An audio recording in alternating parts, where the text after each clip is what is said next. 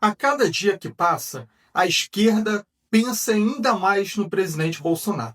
Da hora que acorda, à hora que dorme. Qualquer tipo de análise que a esquerda vai fazer sempre tem o nome Bolsonaro. E não é diferente com a Miriam Leitão. Uma das maiores militantes da esquerda é a Miriam Leitão. E numa entrevista com o deputado federal Baleia Rossi, ela prova que ela é a militante mais ferrenha da esquerda. Todo o tempo ela cita o presidente Bolsonaro na entrevista. Em qualquer tipo de assunto, em qualquer tipo de pauta, ela entra com Bolsonaro na história. É ridículo ver essa militante, mas vou pedir para vocês assistirem do início ao fim e que vocês deixem nos comentários o que vocês estão achando da fala da militante Miriam Leitão, que quer emplacar narrativas para cima do deputado. Dá só uma olhada. Deputado, você falou do MDB histórico, né? PMDB histórico de Ulisses Guimarães. A marca dessa história é a luta democrática. A luta democrática ficou clara em 2022 porque tinha um grupo que tinha uma proposta de golpe de Estado e isso ficou comprovado. Isso ficou comprovado com o julgamento, né? Em que todas as provas vieram a público. E agora os golpistas que comandaram a eleição de 2022 pelo lado do PL, o lado conservador, eles estão presos.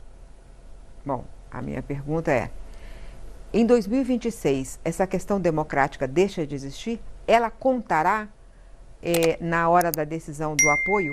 É possível que o MDB apoie grupos que estiveram do lado do golpe em 2022?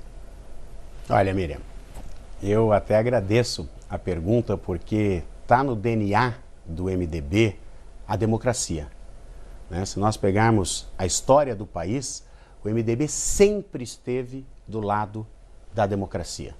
Então, não há qualquer possibilidade do MDB abrir mão desta defesa. Eu respeito todas as candidaturas. Eu entendo que quando a pessoa ou o partido coloca um nome para disputar a eleição, nós não podemos subestimar ninguém, nós não podemos diminuir ninguém, não podemos julgar ninguém. Quem vai julgar é a população.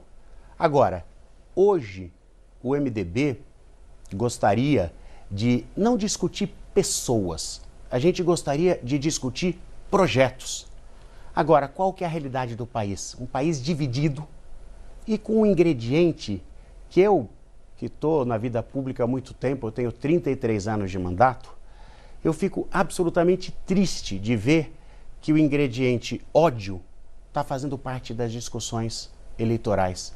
Então, não se discute projeto, ninguém apresenta projeto de país, o que pensa, e a gente vê uma verdadeira discussão como se fosse uma guerra de torcida organizada. Isso é muito triste. E o MDB apresentou esse ano um projeto que eu tenho até aqui, depois eu gostaria de passar para você, Caminhos para o Brasil, que é um projeto que fala exatamente o que o MDB pensa de cada assunto relevante. Mais liberal na economia, mas com um profundo respeito à questão social. Diria que na economia o MDB é centro-direita e na área social é centro-esquerda. E aqui a Fundação Ulisses Guimarães, o Alceu Moreira e todos os nossos técnicos apresentam um programa, um projeto para o país. O último documento que nós apresentamos foi o Ponte para o Futuro, que depois o presidente Michel colocou em prática. E muito daquilo que o presidente Michel fez quando foi presidente, por exemplo, a reforma trabalhista. Hoje nós temos os menores índices de desemprego no país. Muitos da academia dizem que a reforma trabalhista ajudou nisso, porque simplificou as relações de trabalho. Então, eu fico muito triste que hoje as famílias brigam. A gente vê filho brigando com o pai, com a mãe, com o vizinho. Eu tenho, na minha relação de amizade, amigos que deixaram de conversar por causa de política. E aí não é a discussão de projeto. não é a divisão de posições ideológicas, mas é o ódio, é a agressividade. Quer dizer, isso nós teríamos que mudar, nós teríamos que virar essa página. E, infelizmente, o que parece é que nós vamos ter mais uma vez uma eleição absolutamente polarizada. Se tiver uma candidatura mais ao centro, mais equilibrada, tem mais sinergia com a unidade do MDB. Então, isso pode ser uma candidatura nova do MDB ou um apoio a uma candidatura do PSD, por exemplo? O PSD tem trabalhado com o Ratinho, com o Caiado, com o Eduardo Leite. São 3 governadores onde o MDB é parceiro. No Paraná, o senador Álvaro Dias está no MDB, retornou ao MDB, é um grande quadro e é parceiro do Ratinho. Lá no Rio Grande do Sul, o Eduardo Leite é governador, o Gabriel Souza é o vice e é o candidato do Eduardo Leite. E em Goiás, o Caiado é o governador, o Daniel Vilela é o vice e será o candidato a governador do Caiado. Então, nós temos muita sinergia. E isso pode levar a uma união, uma candidatura de centro que fuja dessa polarização que você está falando? Aí até eu vou falar assim, a minha opinião. Eu acredito que uma candidatura ao centro tem mais sinergia com o todo do MDB. Eu não diria nem o todo, com uma parte grande do MDB, porque o todo é muita coisa, né? O MDB não vai estar unido em nenhuma posição. Tá. Hoje existe até a possibilidade do MDB não ter uma posição nacional, tamanha as dificuldades de unir o partido. Agora, se houver uma construção que sinalize com as propostas do MDB, com aquilo que o MDB acredita, também vai ser posto na nossa convenção. Eu queria falar sobre Simone Tebet. Claro. Foi candidata a presidente, como você disse, um bom desempenho, foi ministra, um bom desempenho. Está se falando que ela vai para São Paulo, mas não teria palanque no MDB. O MDB perderia um quadro como Simone Tebet, que além de tudo, falando em história, é da história do MDB, da raiz do MDB histórico? Olha, eu ficaria muito triste, mas triste mesmo, porque mas o MDB vai abrir espaço para ela em São Paulo? Eu coordenei a campanha da Simone. Me lembro. Eu fiz um trabalho e a Simone é brilhante, ela é muito inteligente, ela é muito capacitada, ela é corajosa. E ela fez uma escolha política de ir para o governo. Eu arrisco dizer que se a Simone não tivesse ido para o governo, hoje ela seria a grande candidata do centro. Porque o tamanho que ela saiu da eleição foi muito grande. Não em número de votos, mas tamanho político. Mas ela, e nós respeitamos, ela resolveu ser ministra do presidente Lula e acabou tendo uma proximidade com o presidente. Mas ela também entendia a eleição como a eleição da questão democrática e que ela precisava, e por isso que no segundo turno ela vai. Sim. Porque ela achava que o que estava em jogo, e a história provou que ela tinha razão, era democracia versus ditadura. E ela tomou uma posição que foi a posição da maioria do MDB. Mas se a gente pegar o histórico do Mato Grosso do Sul, na última eleição, a Simone apoiou o Riedel, que é um grande governador do Mato Grosso do Sul, mas é de centro-direita. O MDB do Mato Grosso do Sul, que é o berço da Simone, que foi prefeita de Três Lagoas, foi deputada estadual, foi vice-governadora e senadora, nunca também na história teve parceria com o PT. Claro que se a Simone quisesse ser no MDB candidata ao Senado no Mato Grosso do Sul, teria todo o apoio e teria condições de disputar. Em São Paulo, nós já temos um palanque. A decisão aí não é do MDB, é da própria Simone. Eu não sei, sinceramente, se ela vai mudar para o estado de São Paulo. Agora, se ela for mudar, ela vai para um outro projeto que não tem o compromisso do MDB de São Paulo que nós começamos aqui. Nós temos já um palanque, nós temos uma história de nunca no estado de São Paulo sermos parceiros na estadual do PT. Agora, se ela sair, eu vou ficar muito triste, porque é um grande quadro histórico, desde Ramos Tebet, que o pai dela foi presidente do Senado, MDBista, e ela também tem... Amigo do Ulisses. Né, desde sempre MDBista. Está sendo oferecido o cargo de vice-presidente na chapa de Lula para o MDB. Foi assim que foi dito, inclusive por gente do partido. Isso seria tirar o Alckmin para alguém no lugar do atual vice-presidente. Qual a sua avaliação desse projeto?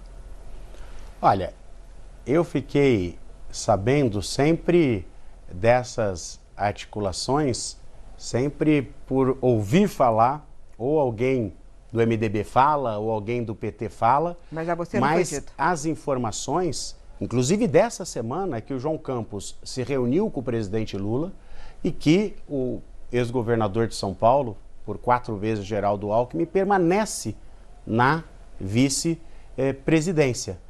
Como eu te falei antes, o MDB vai tomar a sua decisão em convenção. Hoje, não vou dizer porque a política é dinâmica. Hoje, a maioria do partido não quer a aliança com o PT. Lá no Senado, nós temos maioria pró-governo. Na Câmara, nós temos maioria que não quer aliança com o PT. E nos estados, a maioria hoje não quer essa aliança. Então, eu acho que isso até tranquiliza o governador Geraldo Alckmin. Em relação ao legislativo, o partido já foi muito grande, né, nas bancadas, tanto no Senado quanto na Câmara, diminuiu. E agora, qual é o projeto para o legislativo, para o Senado, por exemplo? Olha, desde 19 que eu assumi a presidência nacional do partido, a gente está fazendo um trabalho de fortalecimento do partido. Nós nos orgulhamos muito de, na última eleição, sermos o partido que mais elegeu mulheres, que mais elegeu pretos e pardos, que mais teve votos nominais na urna. E de 19 para cá, o MDB vem crescendo novamente. Nós tivemos uma eleição de 18 muito difícil, onde as nossas bancadas caíram muito, e agora nós temos 42 deputados. Com absoluta certeza, nós vamos ter mais de 50. Nós temos 10 senadores. Com absoluta certeza, nós vamos aumentar a nossa bancada no Senado. E o MDB, como eu estava dizendo, no Congresso, mesmo não sendo hoje as maiores bancadas, tem uma contribuição muito grande. O Eduardo Braga, que é o nosso líder no Senado, tem muita experiência, é o relator de matérias com grande profundidade, principalmente na área econômica. Na Câmara dos Deputados, nós demos o pontapé inicial na reforma tributária, 6 anos de discussão, mas conseguimos aprovar. Eu acho que a emenda constitucional 132 vai dar um impulso na nossa economia de crescimento, de geração de emprego e renda, de simplificação. Então, acho assim, o MDB tem contribuído muito com uma agenda pró-Brasil e vai se fortalecer novamente no Senado da República e na Câmara dos Deputados para essa eleição. O programa acabou e eu vou desobedecer, fazer de conta que eu não estou vendo, mas fazer uma última pergunta, queria uma resposta curta. O senhor chegou com a proposta da emenda 45, que era a reforma tributária. O governo Bolsonaro ignorou essa proposta e fez uma outra proposta que não deu certo. O governo Lula pegou a sua proposta e tomou como dele e aprovou a reforma tributária. Isso leva a que tipo de sentimento que o senhor tem em relação ao governo do presidente Lula? Miriam, você sabe que o Paulo Guedes, no início, apoiou a proposta. Trouxe até uma assessora especial que tinha sido uma das formuladoras da nossa proposta. Depois veio aquela coisa da CPMF, aí do imposto único, daquelas barbaridades, e eles engavetaram.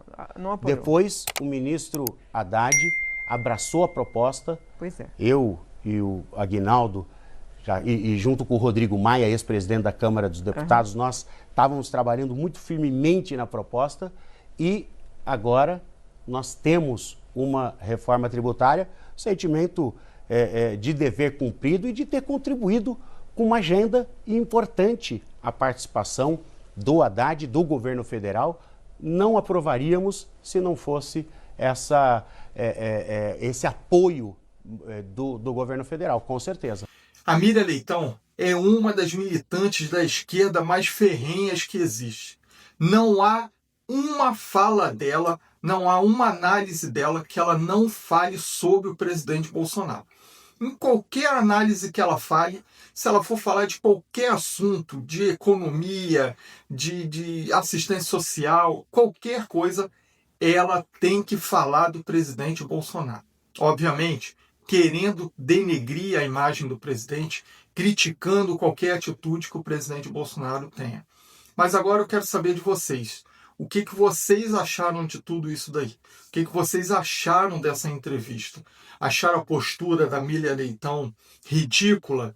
O que vocês acharam também da postura do deputado Baleia Rossi? Deixa para mim aqui nos comentários. Quero saber a sua opinião. Vou pedir também para vocês curtirem o vídeo, se inscreverem aqui no canal para estar sempre bem informado e não deixem também de compartilhar. Até o próximo vídeo e fiquem com Deus.